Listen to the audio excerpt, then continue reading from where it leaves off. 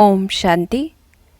आज 20 अक्टूबर 2022 की मुरली में बाबा ने हमें बेहद की प्रॉपर्टी दी है, तो हम देखते भी हैं और इस नशे में भी रहें कि बाबा हमें क्या प्रॉपर्टी देते हैं, कितना हिस्सा हम बच्चों को दे रहे हैं।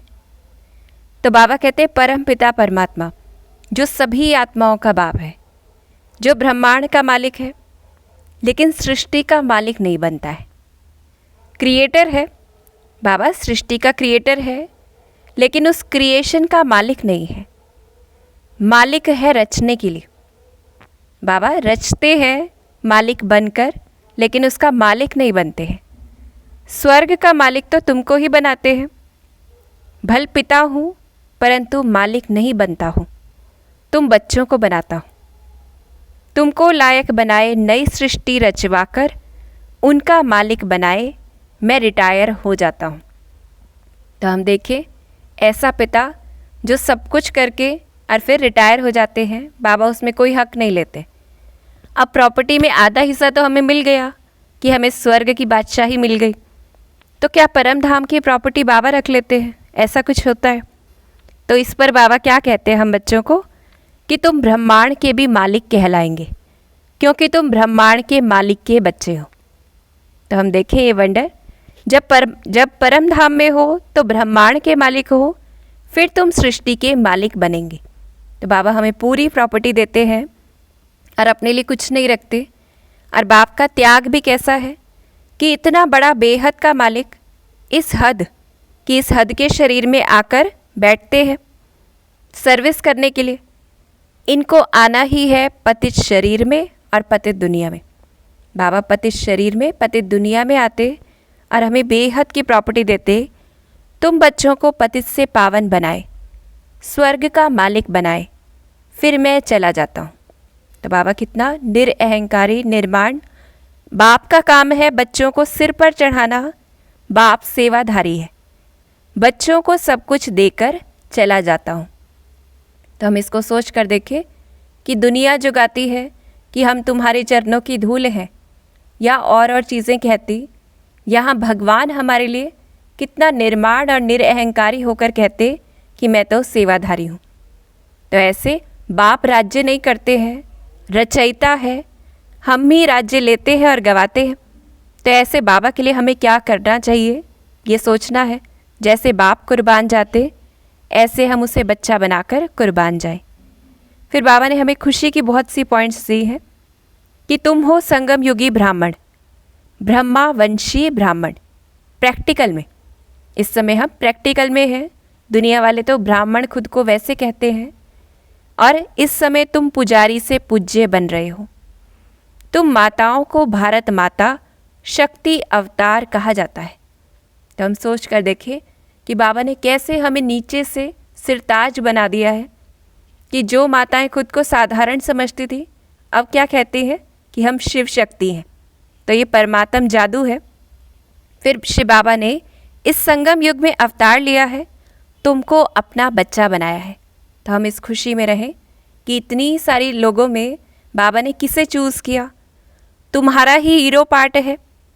जगत अम्बा ज्ञान ज्ञानेश्वरी है, फिर राज राजेश्वरी बनती है तत्वम, कि वही हम बच्चे भी ऐसे ही इस समय ज्ञान ज्ञानेश्वर और फिर राज राजेश्वर बनते हैं। और बाबा ने कहा कि सर्वशक्तिमान बाप बैठ देवी देवता धर्म की स्थापना कर रहे हैं। कि जो कहा जाता है कि रिलीजन में शक्ति है, धर्म में शक्ति है, तो बाबा इतनी शक्ति देते जो हम सृष्टि के मालिक बन जाते हैं। तो इस नशे और खुशी में रहें कि स्वर्ग के सुखों को बाबा कहते मनुष्य तो जानते ही नहीं है, लेकिन हमें मालूम है तो हम अंदर में डांस करते रहते हैं। उस सत्युगी खुशी में डांस करते रहे। मनुष्य तो देह अभिमानी होने के कारण उल्टे लटके हुए हैं, लेकिन बाबा हमारे लिए क्या कहते, तुम अभी सुलटे हुए हो। फिर मनुष्य जब मरते हैं तो उनका मुंह फेर देते हैं कि अब हमारा मुंह है परमधाम की तरफ और हम यह शरीर छोड़कर सीधे अपने घर की ओर जाएंगे। तो इस नशे में रहना है। फिर बाबा ने कहा स्वर्ग के लायक अब हम बन रहे हैं। देवी देवता से ऊंच मनुष्य कोई है नहीं। तो हम सोच कर देखें कि हम कैसा बन रहे हैं, जिनसे ऊंचा कोई है नहीं। देवी देवताओं को परिस्तान की परियां कहा जाता है। तो ऐसी दुनिया में जा रहे हैं और ऐसा बनने वाले हैं। फिर भगवान उवाच बच्चों प्रति, गोप गोपियों के प्रति। तो हम कौन है? गोप गोपियाँ हैं। बाबा कहते सब यहीं पर है, सतयुग में थोड़ी होंगे। और क्या करती हैं गोप गोपियाँ? गॉडली ज्ञान की डांस, यानी ज्ञान में रमण करना। हम कौन हैं, क्या बन रहे हैं, बाबा हमें क्या दे रहे हैं। फिर वहाँ जाकर प्रिंस प्रिंसेस के साथ डांस करेंगे। तुम बच्चे बड़े ही खुश नसीब हो। बाबा को हमारे नसीब को देख देख खुशी होती है। फिर बाबा कहते कब्रिस्तान ये परिस्तान बन जाएगा। और किस खुशी में रहना है कि यह ज्ञान न देवताओं को है न शूद्रों को हो सकता है, यह ज्ञान सिर्फ तुम ब्राह्मणों को है। कितनी गुह्य बातें बाबा हमें समझाते हैं। फिर भारत की भी महिमा है और इस महिमा को सुन के भी हम खुश रहें, गौरवान्वित महसूस करें, क्योंकि हम इस समय अंतिम जन्म में भी भारत में हैं। कि भारत बहुत साहूकार मालामाल था जब आदि सनातन देवी देवता धर्म था। भारतवासी सतयुग के भी तो सृष्टि के भी मालिक थे। और भारत सिर्फ ये वाला भारत नहीं, उस समय भारत जो था वो बेहद का था, जिसमें बेहद के देश थे। तो ऐसे बाबा कह रहे हैं वो भारतवासी जो थे वो सतयुग के सृष्टि के मालिक थे। और ये भारत का प्राचीन सहज राजयोग और सहज ज्ञान है जो इस समय हम बच्चों को मिल रहा है। और बाबा कहते लक्ष्मी नारायण इस भारत में ही राज्य करके गए हैं। तो हम सोचें कि कैसा श्रेष्ठ है ये भारत।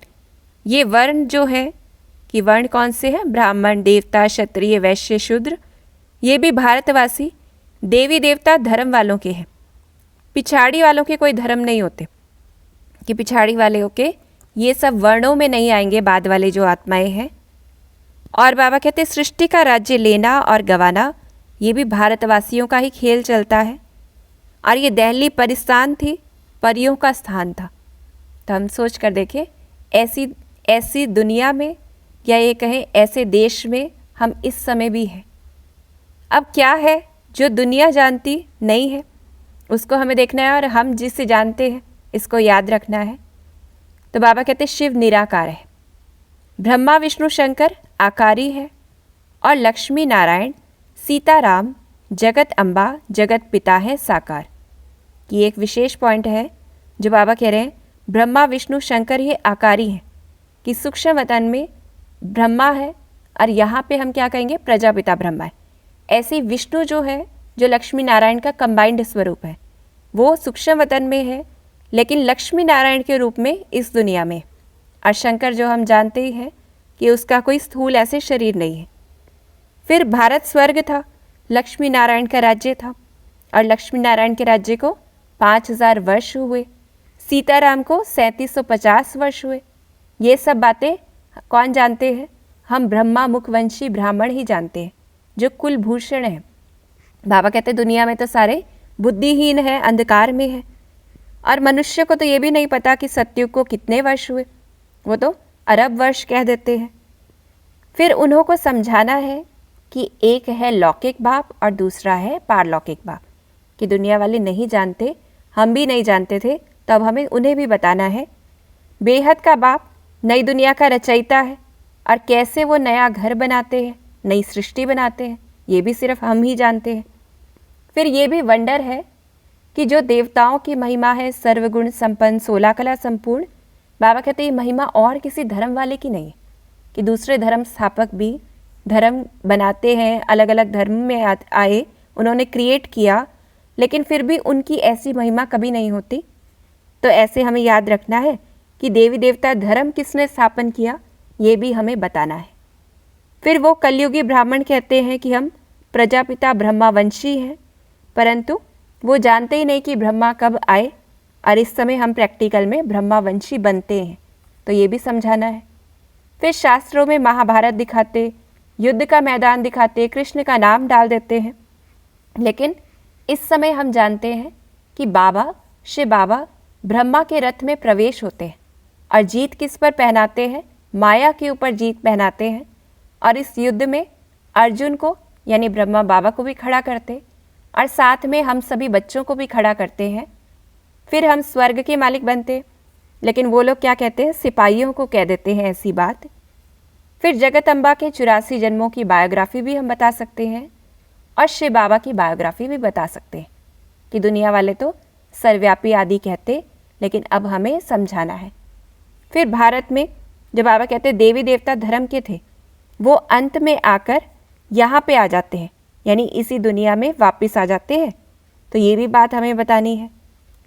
अब ये सर्विस की पॉइंट्स जो बाबा ने बताई, ये हमें कैसे करनी है। जैसे बाबा ने कहा मंदिरों में जाएं, लक्ष्मी नारायण जो भारत के मालिक थे ये बताना है। फिर डरना नहीं है कि जो अपने धर्म के होंगे उनको तीर लगेगा। ये स्लोगन बनाने हैं, भारतवासी स्वर्ग के मालिक थे, अब उन्होंने मिल्कियत गंवा दी है। क्योंकि डरते क्यों हैं, ये सोचते हैं कि उन्हें तो बहुत सी धर्म की बातें पता है, लेकिन उन्हें वो नहीं पता जो हमें पता है। तो इसलिए बताना है कि जो देवी देवता पावन थे वही पतित बन गए। बाबा कहते ढूंढना है मंदिरों में जाकर, और उन्हें भी खुशी होगी तो हमें भी खुशी होगी जब उन्हें ज्ञान मिलेगा। फिर सन्यासियों के पास जाकर भी बताना है। ये जैसे बाबा ने कहा बिच्छू में डंक की मिसाल, जैसे पत्थर है तो डंक नहीं लगाओ, यानी कोई ऐसा है जो बिल्कुल ही अड़ जाता है अपनी बात पर तो उसको नहीं समझाओ, लेकिन ट्राई करनी चाहिए कि जो बड़े बड़े जनक, परीक्षित, सन्यासी आदि ये सब बाद में आएंगे तो बाबा कहते हैं ये प्रभाव भी निकलेगा अगर उन्हें पता चलेगा। तो ऐसे हमें सेवा करनी है। फिर कुछ बाबा कहते हैं कोशिश करते करते फिर सक्सेसफुल हो ही जाएंगे। बाबा ये भी पक्का कराते, कोशिश करते करते हम सफलता मूर्त बन जाएंगे। ज्ञान और योग की ताकत चाहिए, तो विचार करना है और निमंत्रण आदि छपाने हैं, आइडिया निकालने हैं। और अंत में बाबा साक्षी हो जाते हैं कि सर्विस ड्रामा अनुसार होगी। बाबा तो सिर्फ देखते हैं, और बाबा देवताओं के जो पुजारी हैं उनके लिए कहते कि धीरज धरो, स्वर्ग की स्थापना बस हो रही है। और बाबा ने फिर हमें कुछ विशेष शिक्षाएं दी हैं जो हमें धारण करनी है। जब तक जिएंगे ज्ञान अमृत पीते रहना है, क्योंकि हमारे ऊपर अनेक जन्मों का बोझा है, वो उतारना है। तो बाबा कहते मीठे मीठे बच्चे, इन ज्ञान रत्नों को बुद्धि में धारण करो। फिर सबसे ऊंचा ज्वारात का धंधा कहते हैं। बाबा कहते उससे भी ऊंचा कैसा है, अविनाशी ज्ञान रत्नों का धंधा है। तो हमें इस धंधे में लगना है अगर हमें ज़्यादा प्रॉफिट चाहिए तो। फिर बाप कहते मन मना भव, मेरे को याद करने से तुम मेरे पास आ जाएंगे, अंतमति सुगति हो जाएगी। और बेहद के बाप को हर चीज़ बेहद की चाहिए, तो हम कोई भी चीज़ हदों में नहीं फंसे कि हमें सिर्फ इस जगह की सेवा करनी है या इस जगह का ही कल्याण करना है। जैसे आज बाबा ने कहा बाबा को कमरे में भी अच्छा नहीं लगता है, बड़ी जगह पर बैठना वो अच्छा लगता है। फिर बाबा कहते तुमको तो मजबूत होना है। जो गाया भी जाता है मिरवा मौत मल्लू का शिकार, यानी जब शिकारी शिकार करता है तो उसे खुशी होती है। ऐसे ही हमें किस चीज़ की खुशी होती है कि शिकार जो हो रहा है, यानी दुनिया जो है वो इस समय परिवर्तन के दौर में है, तो हमें खुशी किस चीज़ की होती है कि सर्व आत्माओं को मुक्ति मिलेगी और हम आत्माओं को जीवन मुक्ति मिलेगी। फिर बाप कहते हैं कि इस लड़ाई के द्वारा ही गेट खुलते हैं। बाबा रूहानी गाइड है, रूहानी धाम में लेकर चलते हैं। तो हमें क्या करना है, बाप कहते हैं अब चलो वापस, खेल पूरा हुआ। फिर सिर्फ बलि चढ़ना है। क्या कहना है, बाबा मैं तेरी हूँ, क्यों नहीं बलि हार जाऊंगी, आप हमको स्वर्ग का मालिक बनाते हो। तो इसमें तो बड़ी ज़बरदस्त कमाई है, ऐसे बलिहार जाना है बाबा पर। फिर बाबा ने हमें अंत में वरदान भी दिया है, स्वमान भी दिया है कि बहानेबाजी के खेल को समाप्त करना है। और क्या करना है फिर, मास्टर दातापन के गुण को इमर्ज करना है, इस स्वमान को धारण करना है। तो जैसे बाबा ने कहा बहानेबाजी का खेल क्या होता है, ऐसे नहीं होता है, वैसे नहीं होता है, इसने ऐसा किया, सरकमस्टांसेस ऐसी थी, तो ये सब नहीं करना। फिर क्या करना है, दृढ़ प्रतिज्ञा करो कि ऐसा हो या वैसा हो, लेकिन मुझे तो बाप जैसा बनना ही है। दूसरा सहयोग दे तो मैं संपन्न बनूं, ये नहीं, मास्टर दाता बन, सहयोग, स्नेह, सहानुभूति देना ही लेना है, मास्टर दातापन के स्वमानधारी बनना है। तो इस स्वमान को हम याद रखेंगे, कुछ भी हो मुझे देना है, मुझे करना है। और स्वमान एक और बाबा ने जो दिया, मैं आत्मा, मैं और मेरेपन के सर्व भावों से परे बेहद की वैरागी हूँ। मैं आत्मा, मैं और मेरेपन के सर्व भावों से परे बेहद की वैरागी हूँ। तो ये याद रखना है जो कल भी बाबा ने कहा कि हमें बेहद का वैराग्य चाहिए। मैं जब हम कहते हैं तो उसमें क्या है, देहभान। तो देखेंगे कि हमें वैराग्य आ गया है या अभी भी ये है कि मैं ऑफिसर हूँ, मैं पुरुष हूँ, मैं इस घर का ये बड़ा हूँ। तो ये सारी चीज़ें, फिर मेरापन कैसा है, जहाँ लगाव है, झुकाव है, प्रभाव है, ये कहीं मेरी चीज़ है, ये मेरा है, मेरा बच्चा है। तो सब चीज़ों में देखना है मैं और मेरेपन से परे, इस चीज़ में रहना है। और आज हम याद रखेंगे बाबा हमें कितनी सारी बेहद की प्रॉपर्टी देते हैं, और नशे में रहेंगे फिर स्वमान में रहेंगे कि मुझे ही करना है। ओम शांति।